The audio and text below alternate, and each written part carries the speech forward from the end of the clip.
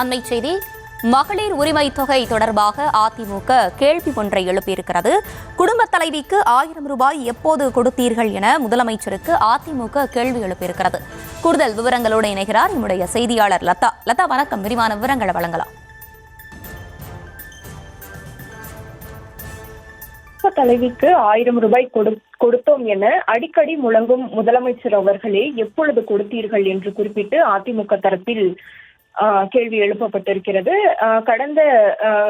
கடந்த சில நாட்களுக்கு முன்பு நடைபெற்ற அந்த பொதுக்குழுவிலும் கூட இபிஎஸ் இத்தகைய கேள்வியை முன்வைத்திருந்தார். இதற்கிடையே தற்பொழுது மீண்டும் அது தொடர்பாக அதிமுக தரப்பில் பல்வேறு கேள்விகள் எழுப்பப்பட்டிருக்கிறது.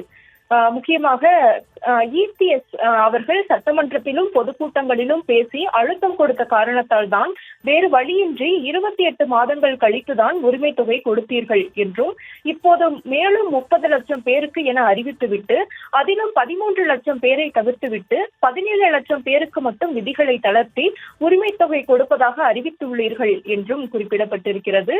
இது இன்னும் எவ்வளவு மாதம் கொடுக்க முடியும்? வெறும் 4 மாதங்கள் மட்டும்தான். அப்படி என்றால் மீதமுள்ள 56 மாதங்களுக்கான உரிமை தொகை எங்கே என்ற கேள்வியையும் முன்வைக்கப்பட்டிருக்கிறது. தற்போது திமுக அரசு குடும்ப தலைவர்களின் கஷ்டத்தை பார்த்து இதை கொடுக்கவில்லை.